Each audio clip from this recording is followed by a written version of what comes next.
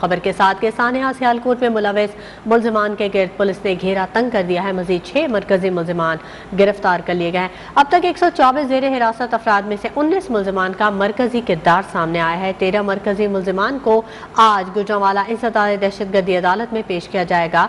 श्रीलंकन शहरी को बचाते हुए प्रोडक्शन मैनेजर की एक और वीडियो भी मंजर आम पर आ गई है। प्रियांथा कुमारा की मैयत श्रीलंका के हवाले कर दी गई। मैयत आज खुसूसी तैयारे से श्रीलंका भिजवाई जाएगी। सियालकोट में श्रीलंकन शहरी की हलाकत का अफसोसनाक वाकया।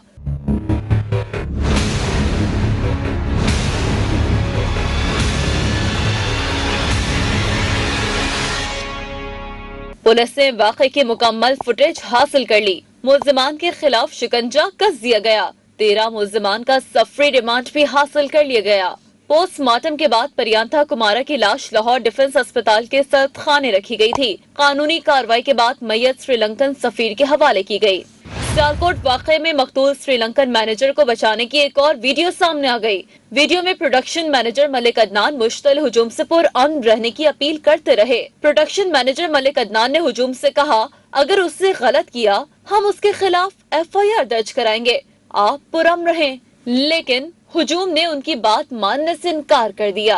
वाक़े के बाद सोशल मीडिया पर इश्ताल अंगेजी फैलाने वाला मुल्जिम अदनान इफ्तिखार भी कानून के शिकंजे में आ गया।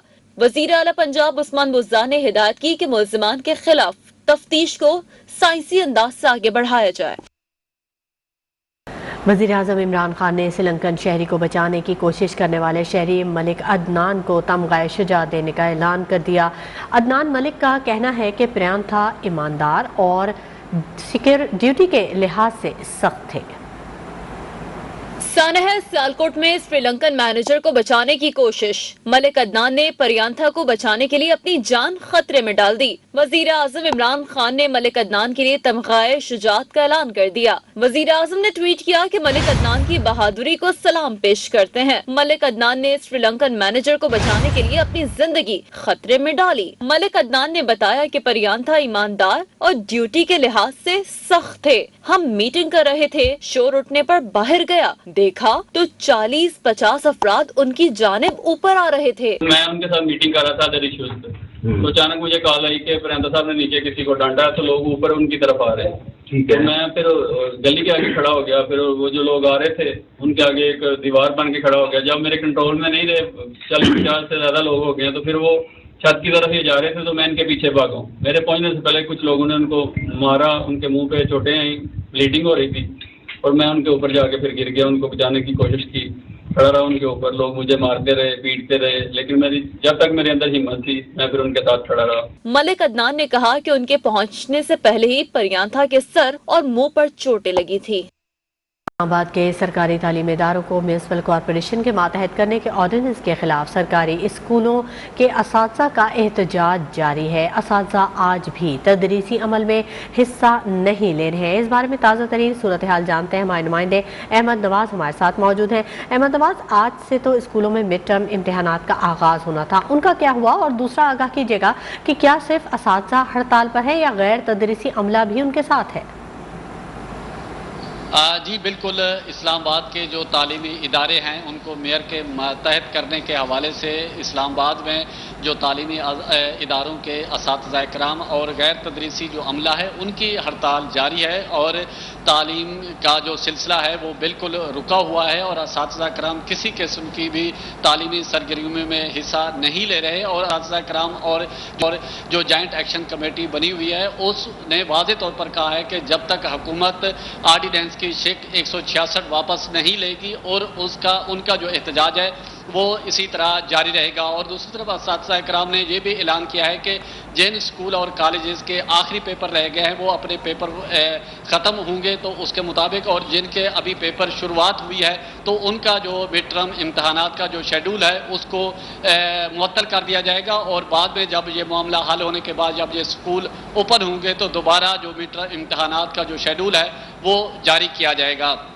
और जॉइंट एक्शन कमेटी ने आज पार्लियामेंट हाउस के सामने एहतजाज का भी ऐलान किया हुआ है। और दूसरी तरफ से जो हुकूमत के साथ बैकडोर जो मुज़ाकरात हो रहे हैं उस हवाले से भी गुज़िश्ता दिन जो जॉइंट एक्शन कमेटी के चेयरमैन हैं फजल मौला प्रिंसिपल जो हैं उन्होंने असातिज़ा कराम को उस हवाले से आगाह किया, लेकिन जो हुकूमत और असातिज़ा कराम के दरमियान जो मुज़ाकरात हैं अभी बेनतीजा वो ख़त्म हुए और अभी तक डेडलॉक बरकरार है, और जिसकी वजह से असातिज़ा कराम ने पीर का वक्त दिया था हुकूमत को कि हुकूमत को ये जो शिक है, मुतनाज़ा शिक है ऑर्डिनेंस की, इसको हुकूमत वापस ले, और पीर तक का टाइम दिया है और अभी तक हुकूमत ने वो शिक वापस नहीं ली, जिसकी वजह से असातिज़ा ने आज पीर के रोज़ दोबारा पार्लियामेंट हाउस के सामने एहतजाज का ऐलान किया है, और उन्होंने कहा है कि ये मरहलावार जो उनकी तहरीक है ये मजीद जो आने वाले दिनों में इसको मजीद तेज किया जाएगा, और हुकूमत के साथ जो जब तक मुतालबात पूरे नहीं होते और इसी तरह एहतजाज जारी रहेगा। जी ठीक है, एहतजाज तो जारी रहेगा।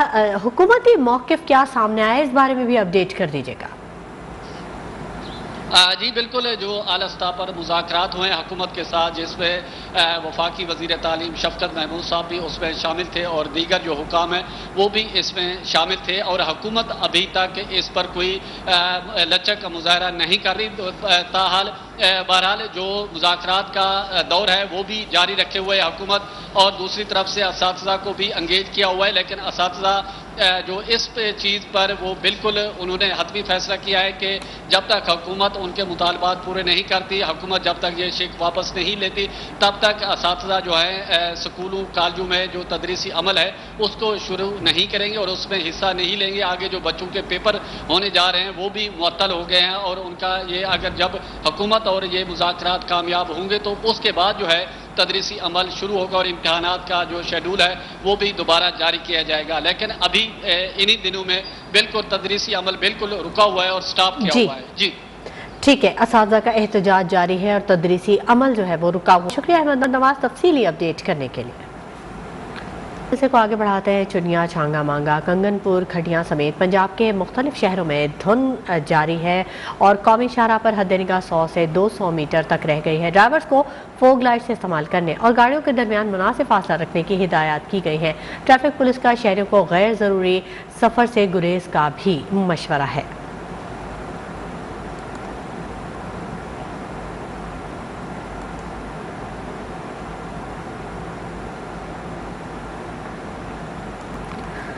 उधर आज़ाद कश्मीर में 2 रोज़ से जारी बारिश और पहाड़ों पर बर्फबारी का सिलसिला थम गया है। मतला साफ होने की वजह से मौसम भी काफ़ी खुशगवार हो गया है। तहम बालाई इलाकों, ग्रीस वैली, सयाहती मकामात, रती गली, बाबुन समेत तावटल अलमत की राब्ता सड़कें बर्फबारी की वजह से बंद होकर रह गई हैं। मौसम की ताज़ा तरीन सूरत हाल जान लेते हैं। रियासती दारुल हुकूमत मुजफ्फराबाद में मौजूद हैं bureau chief news 1 Mohammad Iqbal Mir update कीजिएगा।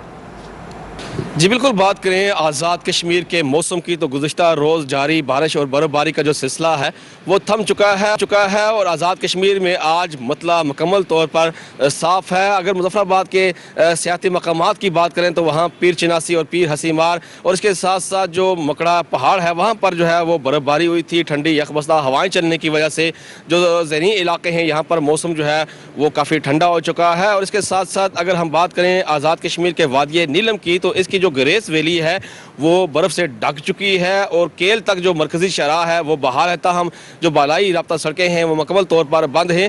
इस तरह से जो सयाती मकामात हैं, ख़ासकर अगर हम रती गली की बात करें, बाबून की बात करें तो उसकी जो शराहें हैं वो मुकम्मल तौर पर बंद हो चुकी हैं बर्फ़बारी की वजह से। और इसी तरह से अगर हम जागरा वैली की बात करें तो वहाँ पर भी जो है बर्फ़ बहुत ज़्यादा हुई है, वहाँ पर भी जो राब्ता सड़कें हैं वो बंद हैं। इसके साथ साथ अगर हम वादिय लीपा की बात करें तो इसकी मरकज़ी शराह है वो मुकम्मल तौर पर बहाल है। ताहम छोटी गाड़ियों को वहाँ सड़क पर फिसलन की वजह से जो है मुश्किलात का सामना रहता है। और जो वहाँ पर जो मुकामी इंतज़ामिया है उनकी जानब से शहरों से यही हिदायत की जा रही है कि गैर ज़रूरी जो सफ़र है उससे इज्तनाब बरता जाए। इसके साथ साथ आज़ाद कश्मीर के बालाई इलाकों में ठंडी यकबस्ता हवाएँ चलने की वजह से सर्दी काफ़ी हो चुकी है और वहाँ पर सर्दी की वजह से लोगों को जो है काफ़ी मुश्किलात का सामना भी करना पड़ रहा है। मामूलात ज़िंदगी वहाँ पर जो है वो मुतासर हो चुके हैं और बालाई इलाकों में सुबह के वक्त ख़ास कर जो है वो पारा नुक्ता इंजमात से गिर जाता है और बालाई इलाकों के अंदर रात के औकात में भी मौसम काफ़ी ठंडा रहता है। मौसम का हाल बताने वालों का ये कहना है कि आइंदा 24 घंटों के दौरान आज़ाद कश्मीर के बेहतर इलाकों में मौसम सर्द और खुश्क रहेगा।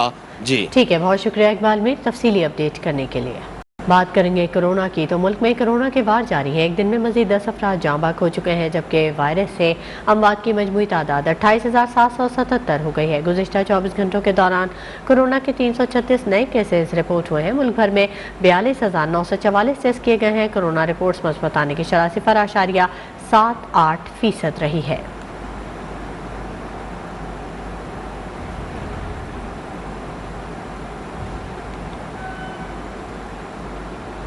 से खबर है, जहां एहतसाब अदालत में आशियाना इकबाल रेफरेंस की समाअत आज होगी। अपोजिशन लीडर शहबाज शरीफ और दीगर मुल्जिमान अदालत के रूबरू पेश होंगे। 13 मुल्जिमान पर आशियाना हाउसिंग सोसाइटी में अरबों रुपए की करप्शन का इल्जाम है। अदालत ने मुल्जिमान के वकला को गवाहान पर जिरह के लिए तलब कर रखा है। लाहौर से आपको खबर दे रहे हैं, जहां पर एहतसाब अदालत में आशियाना इकबाल रेफरेंस की समाअत आज होने जा रही है। अपोजिशन लीडर शहबाज शरीफ और दीगर मुल्जिमान अदालत के रूबरू पेश होंगे, जबकि 13 मुल्जिमान पर आशियाना हाउसिंग सोसाइटी में अरबों रुपए की करप्शन का इल्ज़ाम है। अदालत ने मुल्जिमान के वकला को गवाहान पर जरा के लिए तलब कर रखा है। लाहौर के हल्का 133 के ज़िमनी इलेक्शन में मुस्लिम लीग नून ने मैदान मार लिया। लीगी उम्मीदवार शाइस्ता परवेज मलिक 40,811 वोट लेकर कामयाब करार पाई। पीपल्स पार्टी के उम्मीदवार असलम गुल 32,313 वोट लेकर दूसरे नंबर पर रहे। वोटों का टर्नआउट 18.58% रहा।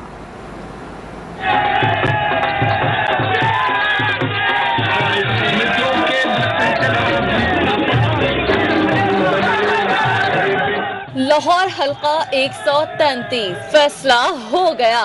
254 पोलिंग स्टेशंस के नताइज मुकम्मल। ज़िमनी इलेक्शन में नून लीग कामयाब, पीपल्स पार्टी का दूसरा नंबर। रिटर्निंग ऑफिसर को मौसूल होने वाले गैर हतमी और गैर सरकारी नताइज के मुताबिक मुस्लिम लीग नून की उम्मीदवार शाइस्ता परवेज मलिक 40,811 वोट लेकर कामयाब करार पाई। पीपल्स पार्टी के उम्मीदवार चौधरी असलम गिल 32,313 वोट लेकर दूसरे नंबर पर रहे। डाले गए वोटों का टर्नआउट बहुत कम, यानी 18.59% रहा। मजमूई तौर पर 50,936 मर्दों और 30,959 खवातीन ने वोट कास्ट किया। 898 वोट मुस्तरद हुए।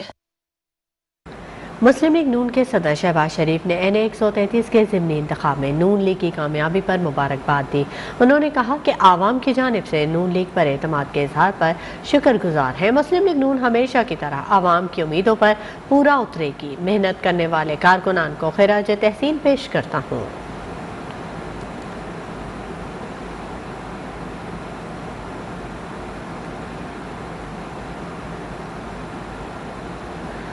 लाहौर के हल्का NA 133 के ज़िमनी इंतखाब में लीगी उम्मीदवार की जीत पर नून लीग की नायब सदर मरियम नवाज़ और हमजा शहबाज की पार्टी कारकुनान को मुबारकबाद। मरियम नवाज़ ने ट्वीट में कहा कि अल्लाह ताला का शुक्र है, नून लीग जीत गई, शेरों को मुबारकबाद हो।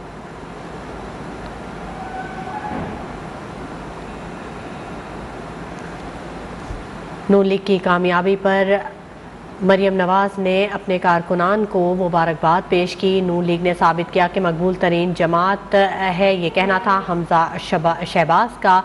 शाइस्ता परवेज मलिक को भी मुबारकबाद पेश की। हमजा शहबाज ने और मरियम नवाज़ ने भी NA 133 के ज़िमनी इंतखाब में जीत पर मुबारकबाद पेश की।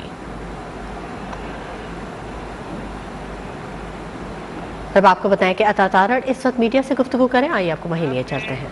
मियां शहबाज शरीफ की बेल कैंसिल करवाने के लिए सुप्रीम कोर्ट में दरख्वास्त दायर की, तो उस वक्त के चीफ जस्टिस आसिफ सईद खोसा साहब ने कहा कि मियां शहबाज शरीफ का किरदार इसमें एक अच्छे बच्चे का है और उन्होंने पंजाब के अवाम के मफादात का तहफ़्फ़ुज़ किया है।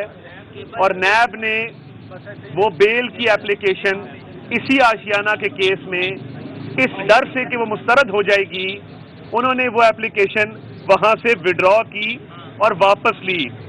इन तमाम केसेस में पिछले जितने भी अरसे से ये चल रहे हैं, किसी किस्म का ना नैब सबूत पेश कर सकी है और ना ही किसी किस्म का अभी तक इल्ज़ाम कोई साबित हो सका है। हम आज 6 दिसंबर को अल्लाह ताला का शुक्र अदा करते हैं कि कल 5 दिसंबर बरोज इतवार शेर को एक शानदार कामयाबी अता फरमाई और तमाम सियासी जमातें जो इस इंतखाबी अमल का हिस्सा थीं, जो नहीं थीं, उन्होंने भरपूर जोर लगाया और इसके बावजूद कि पीपल्स पार्टी का पाकिस्तान अवामी तहरीक के साथ इत्तेहाद था, इसके बावजूद कि पीपल्स पार्टी ने थोक के हिसाब से वोटों की खरीदारी की, कल पीटीआई के वोटर ने भी पीपल्स पार्टी की आवाज पर लबैक कर, उसकी वजह है पीटीआई का वोटर, आधा वोटर ऐसा है जो शर्मिंदा है और जिससे पूछा जाए कि भाई आपने 2018 में किसको वोट दिया था, तो वो नजरें झुका लेता है और सर नीचे कर लेता है और इस बात का जवाब नहीं देता। दूसरा वोटर ऐसा है जो अभी इस तजब्जुब में है कि अगले इलेक्शन में किसको वोट देना है। तो तहरीके इंसाफ की हिकमत अमली ठीक थी कि उन्होंने इस हल्का से राह फरार इख्तियार की और एक सोचे समझे मंसूबे के तहत अपने उम्मीदवार के भी कागज रिजेक्ट करवाए और उसके कवरिंग कैंडिडेट के भी कागज रिजेक्ट करवाए। ये जो कल इनके, मुझे नाम नहीं आते, इतने ज्यादा हैं तर्जुमान इनके, वो एक फैसल जावेद साहब कह रहे थे कि ये अवाम का अदम एतमाद है, तहरीक इंसाफ मैदान में नहीं है, अवाम ने इलेक्शन को मुस्तरद कर दिया है, फलां कर दिया है। तो उनकी इतला के लिए अर्थ है, शायद उन्होंने कभी ग्राउंड लेवल की पॉलिटिक्स नहीं की, उनका ग्रास रूट की लेवल की पॉलिटिक्स से कोई ताल्लुक नहीं है। तो हमेशा जब कोई उम्मीदवार कागज जमा कराता है तो वो 3 कागजात नामजदगी जमा कराता है कि एक में कोई गलती हो तो दूसरे में दुरुस्तगी हो जाए, दूसरे में कोई गलती हो तो तीसरे में दुरुस्तगी हो जाए। और कवरिंग कैंडिडेट को इसलिए कवरिंग कैंडिडेट कहते हैं कि वो आपको कवर करता है, वो एक अंधे की तरह आपके पीछे चल के अपने भी कागजात नहीं रिजेक्ट करवा लेता। तो इलेक्शन लड़ने का तो तरीका आपको आता नहीं है। जहां आपका दिल करता था, दसके में आप जीतना चाहते थे, आपने प्रिजाइडिंग अफसर अगवा कर लिए और इतने भौंडे तरीके से किए कि वो इंक्वायरी रिपोर्ट में दूध का दूध पानी का पानी हो चुका है। इस इलेक्शन में आपको पता था कि जिस दरवाजे को खटखटाएंगे कोई बिजली का बिल दिखाएगा, कोई गैस का बिल दिखाएगा, कोई बूढ़े माँ बाप की अद्वियात का बिल दिखाएगा, कोई बच्चों की फीसों के चलान फॉर्म दिखाएगा और कोई लान तान करेगा, कोई गालम गलोच करेगा और तब्दीली सरकार के हवाले से गुस्से का इजहार करेगा। आप इसके डर से, अवाम में जो महंगाई के खिलाफ रद्द अमल है उससे डर के भागे हैं, आप भाग गए।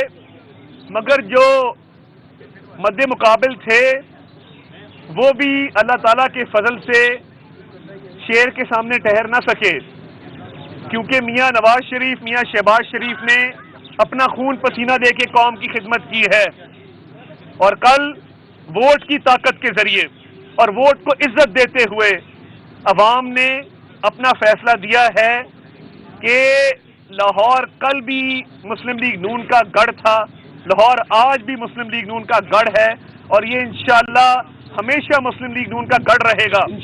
कराची हमारा प्यारा शहर है, हमें बड़ा अच्छा लगता है।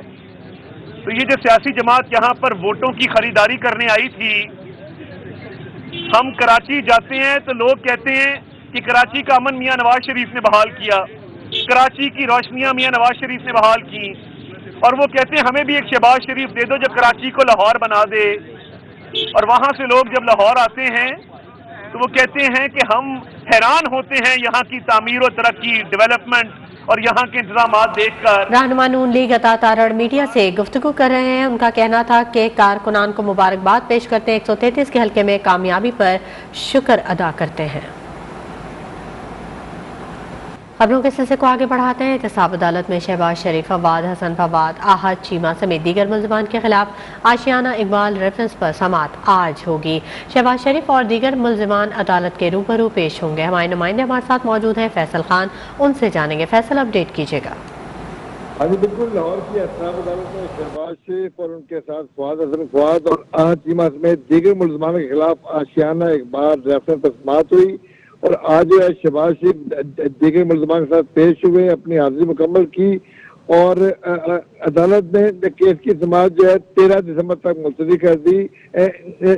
याद है कि इस केस में रेफरेंस फाइल हो चुका है और फर्द जुर्म भी आयद हो चुका है और नायब ने अपने रेफरेंस में इल्जाम लगाया है कि 16,000 गरीब शहरियों ने आशियाना इकबाल के लिए 61 करोड़ रुपए के फॉर्म खरीदे हैं और पंजाब लैंड डेवलपमेंट कंपनी ने 20 जनवरी 2015 को मुआहदा किया, लेकिन 3 साल गुजरने के बावजूद मंसूबा मुकम्मल नहीं हो सका, जिसकी वजह से पंजाब हुकूमत को 64 करोड़ 50 लाख रुपए का इससे दायर का नुकसान हुआ। और आज जो है नून लीग के वकील पेश हुए, उनका कहना था कि जब लाहौर हाई कोर्ट ने बाकायदा इनकी जमानत मंजूर की थी शहबाज शेख की, तो पंजाब गवर्नमेंट बाकायदा सुप्रीम कोर्ट में गई थी और वहां पे सुप्रीम कोर्ट के फाइनल जजेस का ये बयान था कि इस सारे केस में शहबाज शेख का किरदार एक जो है अच्छे बच्चे का है।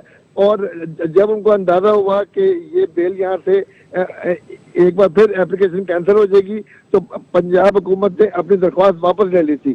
तो आज जो है अदालत ने आइंदा गवाह पे आइंदा तारीख में मजीद गवाह को तलब करते हुए केस की समाअत 13 दिसंबर तक मुलतवी कर दी है। ठीक है, बहुत शुक्रिया फैसल खान तफसीलात से आगाह करने के लिए।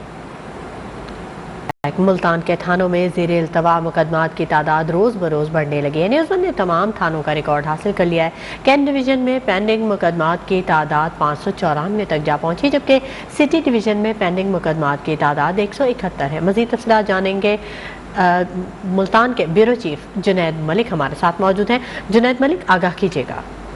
जी शुमाइला, बिल्कुल मुल्तान अगर ज़िले की बात की जाए तो मुल्तान डिवीज़न के अलावा ज़िले में भी जराइम की जो आए रोज़ इजाफा देखने में आ रहा है, उसकी तमाम तर जो चीज़ें हैं वो न्यूज़ वन ने हासिल कर ली हैं। गुलगश डिवीजन की बात की जाए तो 753 मुकदमात एक साल में अभी ज़ेरे अल्तवा हैं, जिनकी अभी तक मुकम्मल तौर पर कोई भी तफ्तीश नहीं की जा सकती, कोई भी चीज़ें सामने नहीं आ सकती। इसी तरह कैंट डिवीजन के 594, सिटी डिवीजन जो कि सदर का इलाका है 171, जबकि सदर डिवीजन 294। उसके अलावा सबसे ज़्यादा जो मुकदमात दर्ज किए गए हैं 233 मुकदमात थाने में थाना कुतुबपुर में दर्ज किए गए हैं, जो कि ज़ेरे अल्तवा हैं। इसी तरीके से खवातीन के अगर पोलिंग स्टेशन की बात की जाए तो इंसाद तशद्दुद सेंटर बनाया गया था, मगर खवातीन को वहाँ पर रिलीफ देने की बजाय अभी तक कोई मुकदमात ही दर्ज नहीं किया गया। आए रोज दरखास्तें तो ली जाती हैं मगर मुकदमा दर्ज नहीं किया जाता।